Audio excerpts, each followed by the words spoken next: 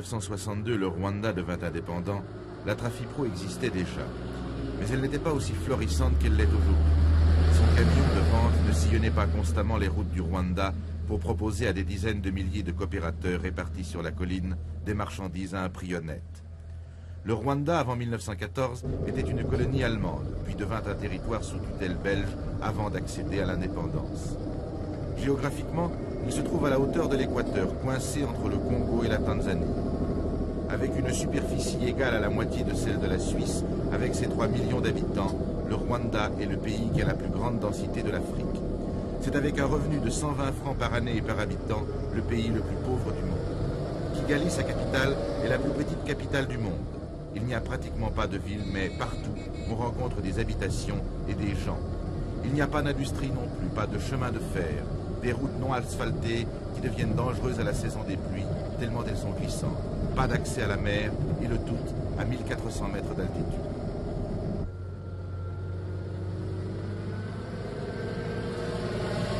C'est à ce petit pays que la Suisse est venue en aide. Monsieur Lint, délégué du Conseil fédéral à la coopération technique, nous explique pourquoi. Monsieur le ministre, pourquoi la coopération technique suisse et de la partant, la Suisse est-elle intéressée au Rwanda et plus précisément à la Trafipro? Parce qu'au fond, nous souffrons toujours d'un problème assez compliqué. Nos moyens sont limités. D'autre part, il y a un tas de pays qui aimeraient qu'on les aide. Et nous avons décidé que, autant que possible, autant que politiquement possible, il faudrait faire quelques concentrations.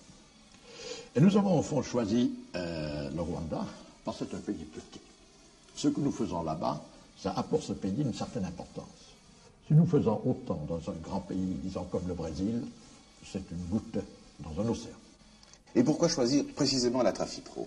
Lorsque j'ai fait mon premier voyage accompagné d'un collaborateur, on nous a proposé plusieurs choses. On nous a proposé ce que presque tous les pays nous proposent, de s'intéresser au tourisme. On nous a proposé aussi des hôpitaux.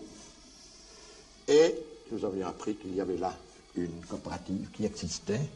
Et ce que nous avons cherché, ce n'était pas un secteur isolé. Mais nous aimions trouver quelque chose qui serait au centre même de l'économie. Et là, la coopérative, Trafipro, s'offrait comme quelque chose qui pourrait mobiliser la bonne volonté d'une grande partie de la population, et ce sont les paysans, et qui pourrait peut-être aussi attaquer un problème très grave au Rwanda, c'est le monopole des marchands étrangers qui achètent à des prix qui leur semblent bons et qui vendent les produits de consommation avec des profits démesurés. Et si Trafipro était bien dirigé, on pourrait peut-être arriver à faire baisser un peu les prix, et en baissant les prix de consommation, on pourrait encourager le paysan à produire davantage. Ce qui caractérise avant tout la Trafipro d'aujourd'hui, c'est son dynamisme. On pourrait imaginer que le seul fait de vendre des marchandises à des prix très bas lui suffirait pour exister. Non, a pensé son directeur. Pour pouvoir fonctionner à plein rendement, il faut beaucoup de coopérateurs, ce qui signifie beaucoup de clients, un grand chiffre d'affaires et une possibilité de faire encore descendre les prix par l'achat de plus grandes quantités de marchandises. Pour en arriver là, M. Robert Robor, le directeur suisse de cette coopérative, utilise à fond les méthodes les plus modernes de la technique de vente.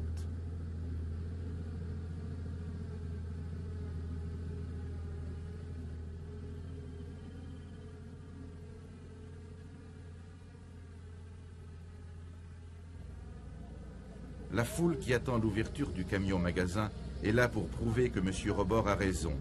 Ces gens attendent depuis le matin, depuis 6 heures ou 7 heures, l'arrivée de ce camion. Quand il s'installe, il est 11 heures. Le camion-magasin s'est installé sur une colline. Il n'y a pas de grand village à proximité.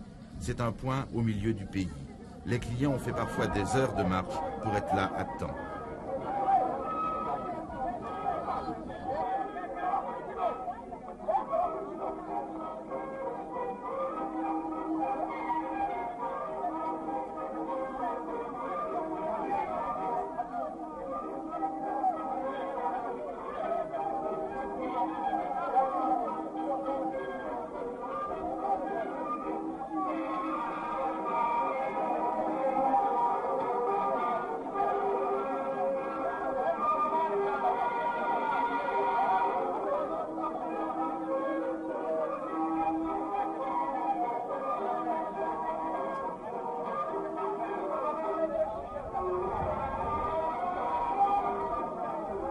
La vente s'organise dans une ambiance de kermesse, une ambiance que le haut-parleur du camion renforce encore en diffusant des marches militaires ou des sonates de Bach.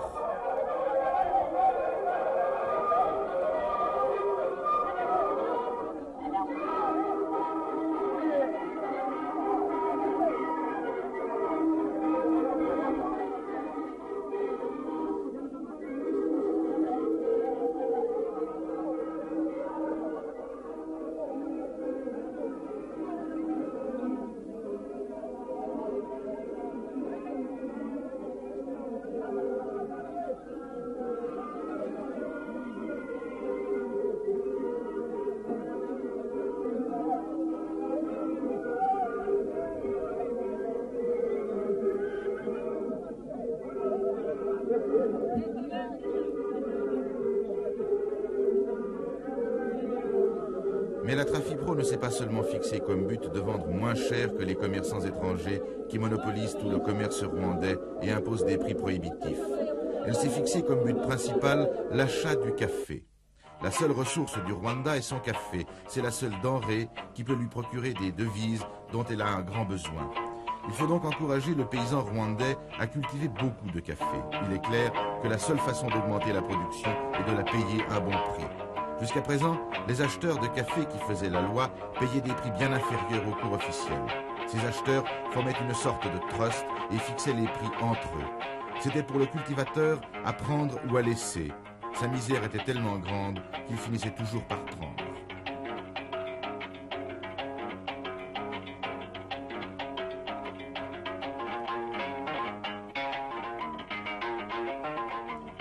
La Trafipro a changé tout cela. Elle paye le prix officiel, pèse honnêtement, avec des balances justes. Cela pourrait suffire à induire un planteur à faire partie de la Trafipro, mais ce n'est pas tout. Avec l'aide d'un interprète, j'ai interrogé un cultivateur.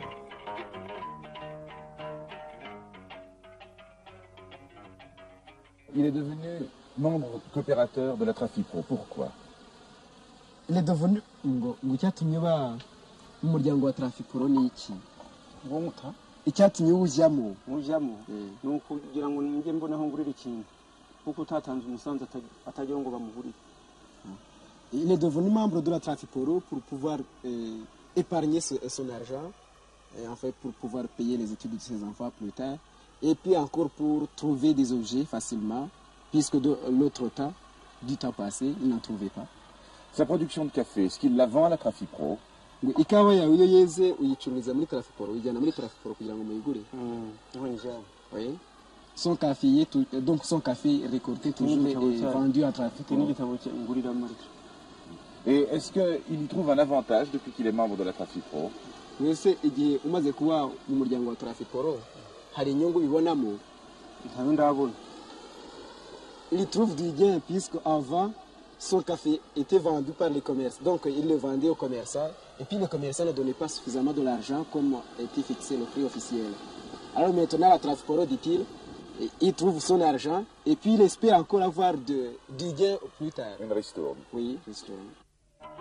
Il y a donc la ristourne. Selon le rendement final à la fin de l'exercice, une somme de 1 à 2 francs rwandais par kilo de café est encore ristournée aux planteurs coopérateurs.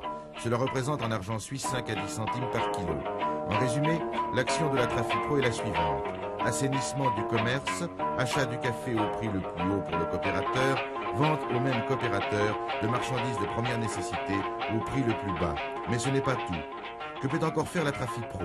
C'est ce que j'ai demandé à M. Robord, le directeur suisse de cette coopérative. Eh bien, elle peut faire beaucoup. C'est-à-dire que la Trafipro existait donc, créée par des Rwandais en 1956. Et elle a vécu avec des fortunes diverses jusqu'en 1964. Elle a d'abord connu un grand essor. Elle a été encadrée et conseillée par le père Pin. C'était donc l'émission qui avait délégué, qui avait encouragé les Rwandais eux-mêmes à créer leur coopérative et qui avait donné l'un de leurs pères comme conseiller. Ça n'a pas suffi, il y avait beaucoup de bonne volonté, mais peut-être un peu d'insuffisance en matière de technique commerciale ou même coopérative. Et donc la coopérative a bien marché au début, mais ensuite elle a été pratiquement mise par terre par les événements politiques et sociaux de la Révolution. Avant la Révolution, le commerce de gros ravitaillait la coopérative à des conditions de paiement à 30 jours. Et tout d'un coup, dès que les troubles sociaux et politiques intervenaient, le commerce de gros a exigé le paiement au comptant. La coopérative alors n'était en manque total de disponibilité. Elle avait d'ailleurs investi beaucoup dans les immeubles pour créer des magasins et elle n'avait pas de liquidité pour continuer à faire face à ses obligations. Et de fil en aiguille, ça s'est dégradé. L'affaire était pratiquement, la coopérative était pratiquement en état de demi-sommeil en 1963. À ce moment-là, le gouvernement rwandais, après l'indépendance, a trouvé intéressant tout de même de revivifier la coopérative, et non pas seulement la coopérative Trafipro, mais de donner au Rwanda une orientation coopérative. Dans le programme gouvernemental, et celui du parti, et dans la conception du président de la République, la coopération tient une grande place dans l'évolution du pays.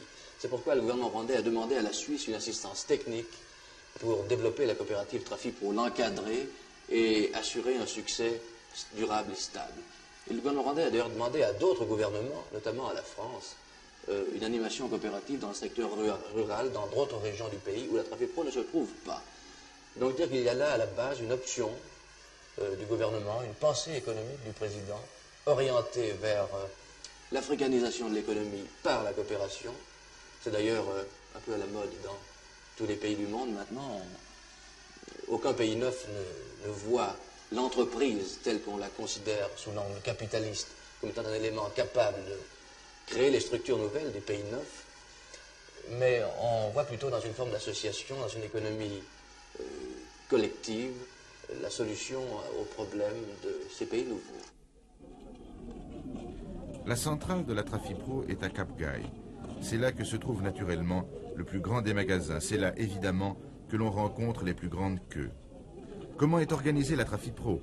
À sa tête, un conseil d'administration qui était en son temps présidé par Grégoire Kayibanda, l'actuel président de la République rwandaise.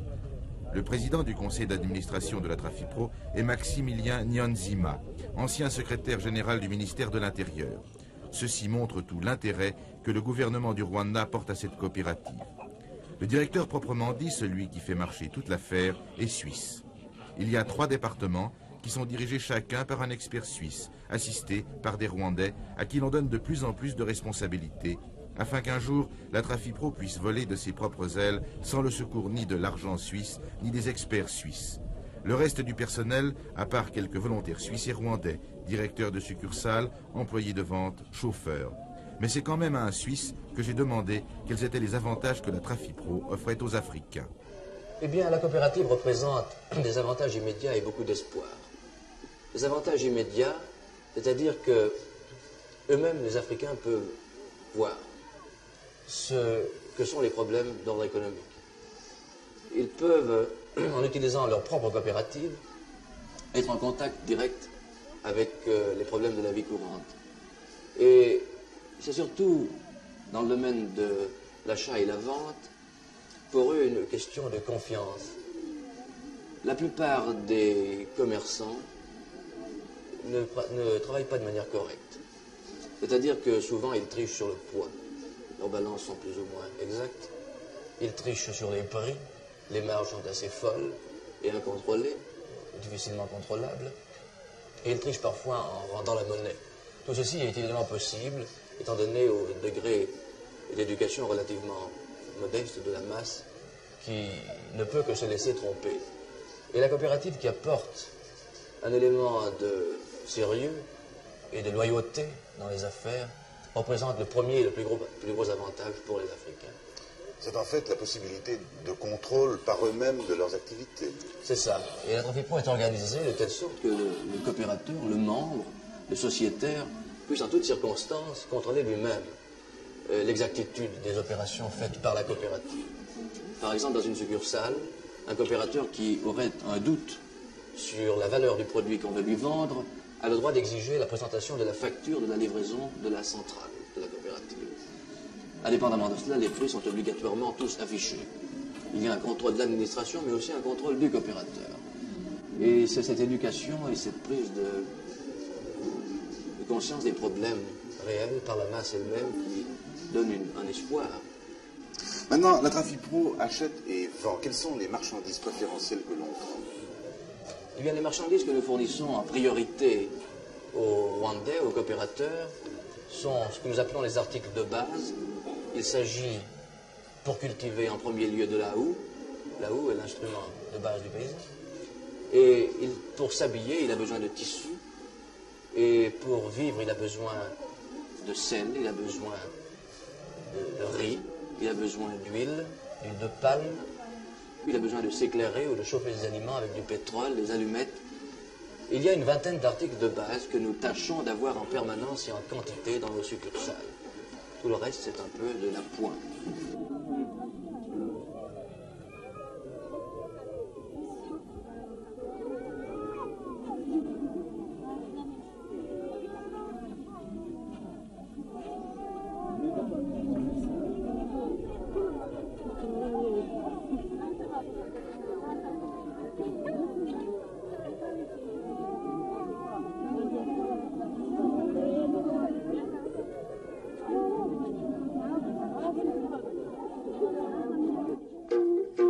Vouloir employer du personnel africain est très bien.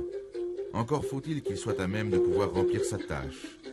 Il a donc fallu, pour former le personnel de la Trafipro, créer une école qui jusqu'à présent n'existait pas dans le Rwanda.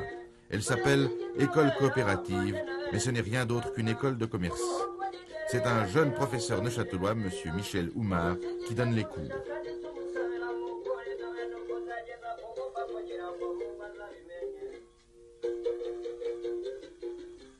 Qui s'occupe donc, qui est responsable lors du déballage de la marchandise? Par exemple, lorsque vous avez une caisse de tissu, panne qui arrive, il manque un ballot dans cette caisse de, mettons, 20 ballots. Qui est responsable de ce contrôle? Il y a deux façons différentes. Il y a des caisses qui arrivent chez Ignace, donc ça doit être contrôlé par M. Ignace. Si les caisses arrivent au stock en bas, c'est moi qui suis responsable de déballer et de tout contrôler. Donc, si la marchandise arrive en bas, vous êtes responsable. Si la marchandise est déchargée en haut, c'est Ignace qui est responsable. Oui. Mais dans tous les cas, Ignace est averti du manquant. Oui, averti du manquant. Bien, et si par hasard, vous n'avez pas constaté en bas qu'il manquait un ballot, si dans une caisse, il manquait un ballot, vous n'avez pas vu, qui sera responsable? En déballant, je dois tout compter. Et donc, on met les nombres que j'ai trouvés dans une caisse numérotée. C'est numéro 60. Ça devait être donc 30 pièces de rouleau de tissu. Je trouve 29. Je note ça. Et puis j'avais. Mais si par hasard vous ne l'avez pas constaté, on viendra vers vous. C'est vous qui êtes responsable. C'est vous qui devrez payer le ballot de tissu si vous n'avez pas vu. Non, pas moi. Qui alors? Je l'ai vu chez M. Ignace. Et Ignace, c'est celui qui est responsable donc d'avertir au chef d'achat. Bien.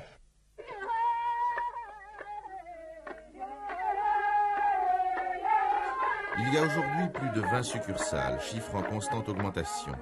Une des plus récentes, celle de Kibouye, est située dans un endroit idyllique au bord du lac Kivu. Il a fallu tout construire, un hangar de dépôt, un magasin de vente, des habitations pour les employés, des habitations très sommaires, puisqu'elles se limitent à une chambre par personne. Pour ces constructions, il faut de l'argent, bien sûr, mais il faut aussi un architecte. Cet architecte est rwandais, Monsieur Léopold, comme on l'appelle, de son vrai nom, Léopold Mugaragu. Sous la responsabilité d'un expert suisse, c'est lui qui a dessiné tous les bâtiments de la Trafipro. À voir l'extension de la Trafipro, il est sûr d'avoir encore du travail pour au moins 25 ans.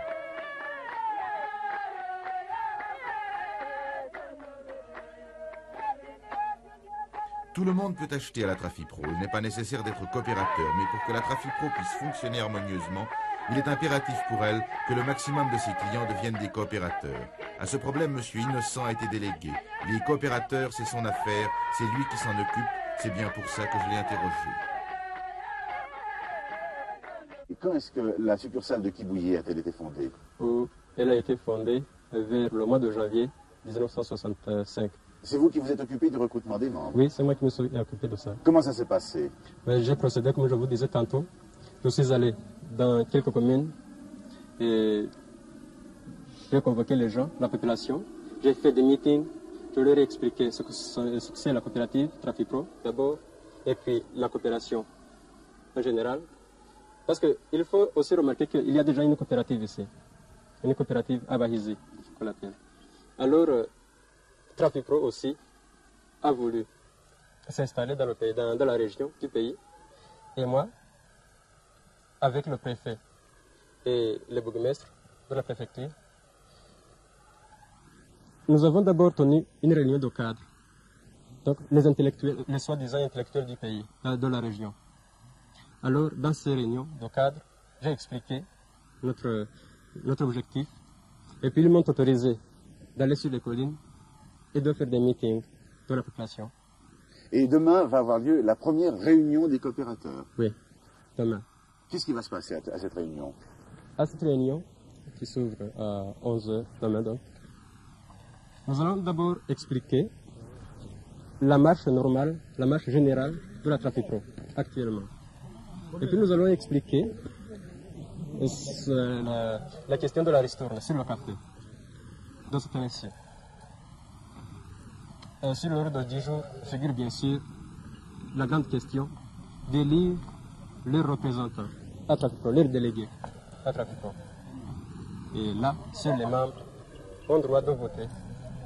Il y aura du monde bien sûr, les curieux, mais seuls les membres vont voter.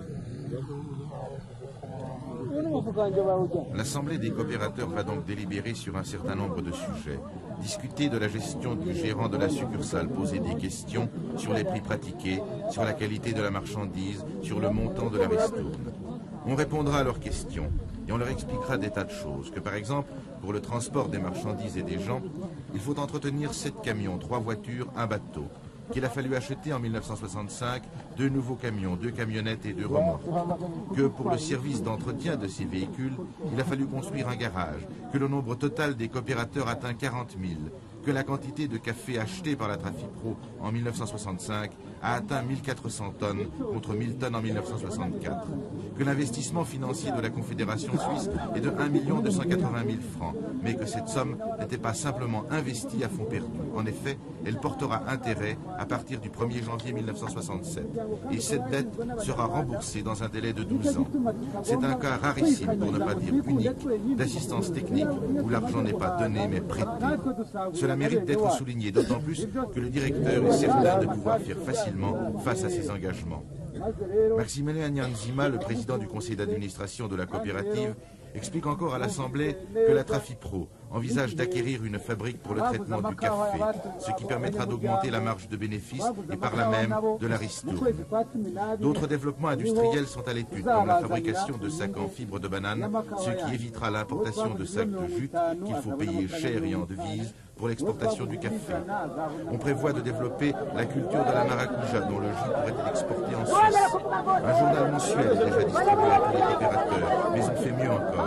Une émission radiophonique hebdomadaire renseignera les coopérateurs sur tous les problèmes qui les confronteraient, agricoles ou commerciaux. On leur dit également qu'une équipe de Grenoble travaille en collaboration avec la Trafipro et que les experts suisses sont aussi là pour les aider à augmenter leur production de café. Ensuite vient la discussion, véhémente, colorée. Les arguments critiques ne manquent pas, les contre-arguments louangeurs non plus. Pour ces Rwandais, la discussion dans ces conditions librement, sans contrainte, est une chose nouvelle. Ces paysans sont des Hutus. Ils ont été pendant longtemps sous la domination des Tutsis, des Rwandais d'une autre race qui les traitaient en esclaves. Depuis qu'ils se sont débarrassés de la tutelle des Tutsis, les Hutus font l'apprentissage de la démocratie. Et la Trafipro est en même temps qu'une entreprise commerciale, une école de la démocratie. Cette assemblée de coopérateurs ressemble à une Landsgemeinde. Les problèmes discutés les obligent à réfléchir, à se faire une opinion fondée sur des faits et des choses.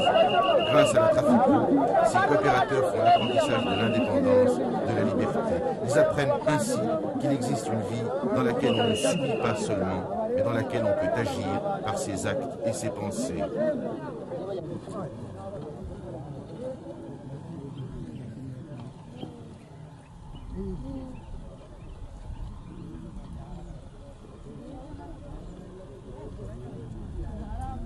Manifestation suprême de la démocratie, le vote. Ils doivent élire les 2 délégués de cette succursale à l'Assemblée générale. La preuve que ce problème les intéresse et le nombre de candidats qui se présentent pour cette fonction. Ils sont 50.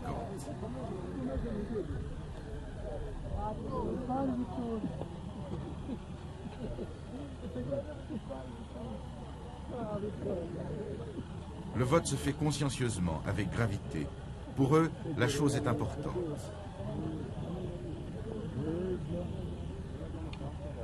Cette opération de vote a duré 1h30.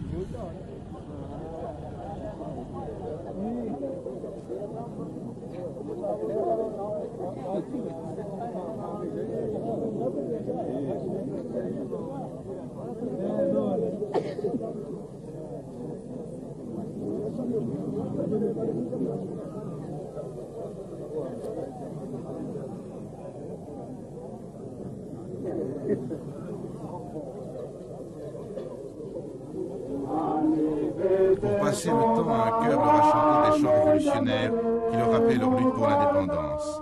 Le nom de cette formation chorale, Ceux qui charment les oreilles, en Kinyarwanda bien entendu.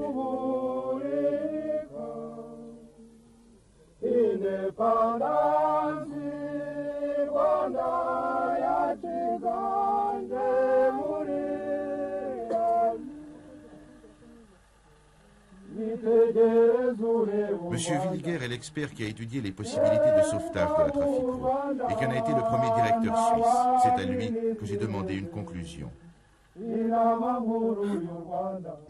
Une chose exceptionnelle, vous avez non seulement été lancé la Trafipro, mais vous avez également fait l'expertise. La Trafipro, dans le fond, c'est votre œuvre complète. C'est assez exceptionnel, non?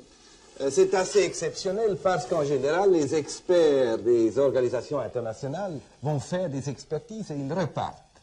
Et moi, je suis personnel de l'avis qu'un expert doit non seulement faire l'expertise, mais aussi la réalisation ou au moins commencer la réalisation de son projet. Parce qu'il y a une grande différence si vous faites une expertise et vous savez que vous avez et que vous devez réaliser l'expertise, ou si vous faites une expertise et vous savez, j'ai rien à faire avec la réalisation. Et c'est pour la première fois que je crois que, ou c'est une des premières fois qu'on a fait ce système, parce que c'était moi aussi que je le désirais, parce que vous concipez une expertise tout autrement quand vous devez la réaliser. Et au fond, c'est là le travail et c'est aussi la fascination. Mais ça pose un problème parce que les gens qualifiés ne peuvent pas facilement quitter le pays. Voilà, nous sommes arrivés à une question qui sera une question pour l'industrie suisse. C'est au fond un nouveau système de, comment je dirais, d'aide à l'étranger. Jusqu'à maintenant, nous avons cru que la Suisse peut aider par mettre à disposition de l'argent.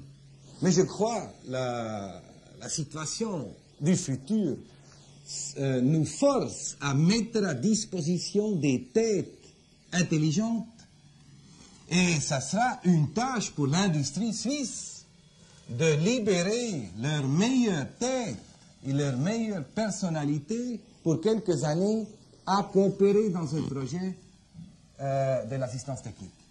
Et pour moi, pour le futur, ce point est indispensable. Et il nous faut trouver dans l'industrie suisse des entrepreneurs qui nous mettent à disposition pour quelques années les meilleures têtes qu'ils ont.